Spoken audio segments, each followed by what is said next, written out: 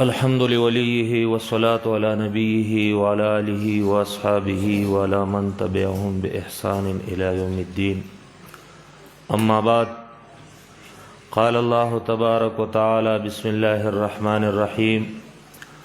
ألف لام ميم ذلك الكتاب لا ريب فيه هدى للمتقين. صدق الله العظيم.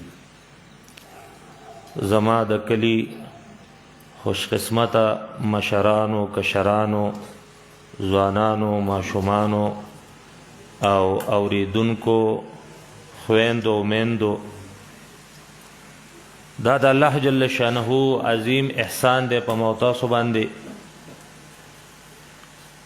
چې نن بیا ما تاسو ته یو دینی او روحانی ماحول هغه نصیب که.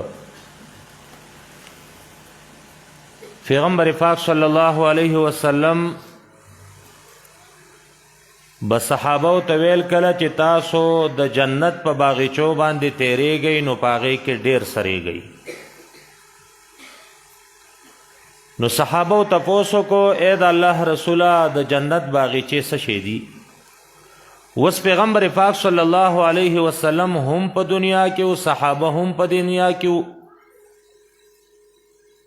خبره د دنیا پورې وه، تیریدل اوریدل دا هم د دنیا سره تعلق ساتي. او پیغمبر پاک صلی الله علیه وسلم فرمایي چې کله تاسو د جنت په باغچو باندې تیریږئ نو معلومه دا شوه چې د جنت باغچې په دې دنیا کې شته او د قیامت پورې به قایمي. الہ العالمین دې پکې ما او تاسو ته په اخلاص سره شرکت نصیب کړي. خبره نه اوږدوم، زمونږ مشران راغلي دي. شیخ صاحب الحمدلله د ثوابینا تشریف راوړی دی. مونږ بار بار به ټوټه پوټه وینا د خپل کلي ته کړي، خو چونکې نن مونږ د هغې د زیارت او د اورېدلو دپاره راغلي یو، زه د خپل طرف نه هغه خوش قسمته والدینو ته چې د هغې ماشومانو نن دلته د ناظرې ختم وکړو او د خپل کلیوالو ته مشرانو ته د دې پروګرام په انعقاد باندې مبارکي ورکوم.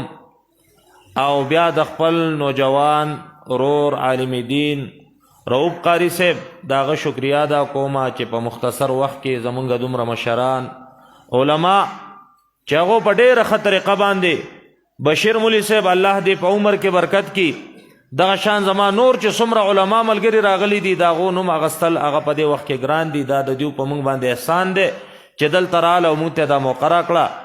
نو بس زه تاسو ته مبارکي در کوم او درخواست دا کومه چې په اخلاص سره په دې پروګرام کې کینو او دا د حدیث مطابق هغه پروګرام دی چې فرشتې راغلی دي زما استاسو نه غیر چاپیره ناستې دي، په آخر کې به دعا کیږي او زما استاسو په دعا باندې به هغه امین وي او کله چې د فرشتو امین د بنده د امین سره یوځای شي الله هغه نه رد کوي. الہ العالمین دې د عمل کولو توفیق نصیب کی. واخر دعوانا الحمدلله.